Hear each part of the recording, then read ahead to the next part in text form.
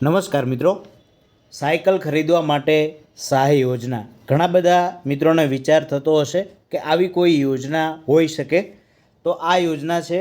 આ યોજના અંતર્ગત સબસિડી પણ આપવામાં આવે છે અને ઘણા બધા મિત્રો લાભ પણ લે છે. તો ચાલો શરૂ કરીએ આજનો વિડીયો.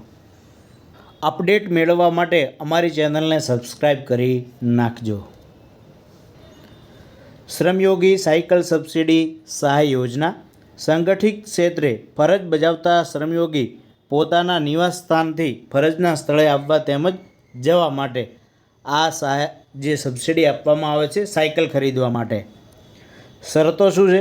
શ્રમયોગી છેલ્લા 1 વર્ષથી નોકરી કરતા હોવા જોઈએ. સાયકલ ખરીદીનું પાકું બિલ હોવું જોઈએ. બિલમાં લાભાર્થીનું નામ, દુકાનદારનો GST નંબર હોવો જોઈએ. સાયકલ ચેસિસ નંબર હોવો જોઈએ. ચેસિસ 22 ઇંચથી નીચેની હોવી જોઈએ. અધૂરી વિગતવાળું બિલ હશે તો સહાયની રકમ આપવામાં આવશે નહીં. નવી ખરીદ કરવામાં આવેલ સાયકલ ઉપર જ સહાય આપવામાં આવશે. સાયકલ ખરીદ બિલમાં દર્શાવેલ તારીખથી 6 માસમાં અરજી કરવાની રહેશે. સાયકલ ખરીદી ઉપર સબસિડી પેટે ₹1500ની સહાય આપવામાં આવે છે. નોકરીના સમયગાળા દરમિયાન ફક્ત એક જ વખત આ યોજનાનો લાભ મળે છે. સહાય અન્વયે આખરી નિર્ણય વેલફેર કમિશનર શ્રીની કચેરીનો રહેશે. ન્યાયિક ક્ષેત્ર અમદાવાદ રહેશે. ત્યારબાદ જોઈએ, આ યોજના છે એ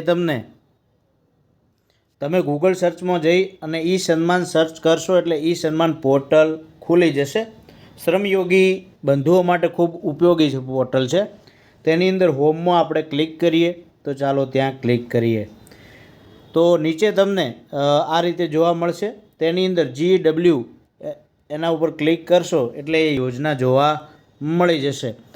હવે આપને ફોર્મ ભરવું હોય તો સૌપ્રથમ તમારે અહીંથી રજિસ્ટર હિયરમાં જઈ અને ID બનાવવાનું થશે. તો આપ એ ID પણ બનાવી શકો છો. તમામ પ્રકારની જે પણ માહિતી માગે છે એ આપ માહિતી અને નિર્માણ કાર્ડ ના બનાવ્યું હોય તો નિર્માણ કાર્ડ પણ એ બનાવી નાખજો. તેનો વિડીયો પણ હું નીચે ડિસ્ક્રિપ્શન લિંકમાં મૂકી દઈશ.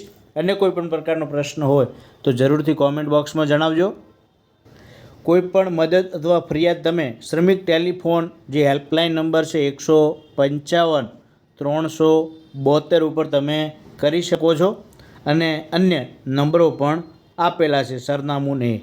તો કોઈ નિવારણ ના આવે તો 079 255 022 71 ઉપર પણ ફોન કરી શકો છો. થેન્ક યુ, આભાર.